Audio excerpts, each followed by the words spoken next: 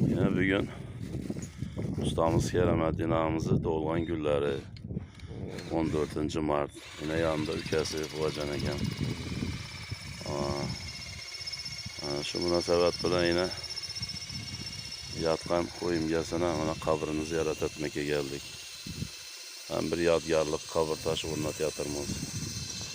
Allah halasa ana şimdi ziyarettemiz. Hocam eke. Yine rahmet yine Kerim Bey ustasını eslep, ustasını yattan çıkarmayın. Yine şu işlerini yine etip tuttu. Kerim Bey'e min rahmet. Ama ömründen bereket tapsın, işlerinde rıvaç. Sağ olun. Ama yine ne diyeyim, benim şu ağamın katarında, toylarında yine katlaşıp, ama yaxşı günlerinde katlaşıp oturmak nasip etsin. Rahmet sağ olun. Toylara katlaşmayınız. Rahmet Kerim Bey. Sağ olun. Yine ustazımızın kabirleri. Şu songu menzili. Şu yatkan kabri şu. Şurada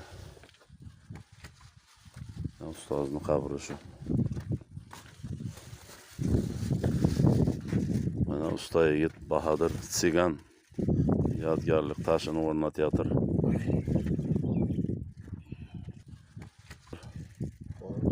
Şu taşını ornatıyatırımız bana.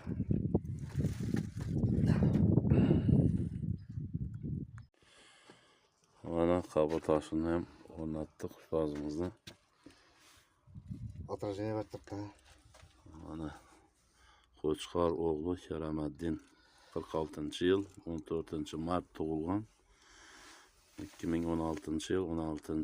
dekabr olamdan o'tgan. Ustoz yatgan maskan bir kun ziyoratgah Gulshan erur.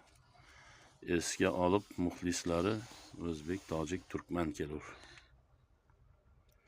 Ustoz rozi bo'ling.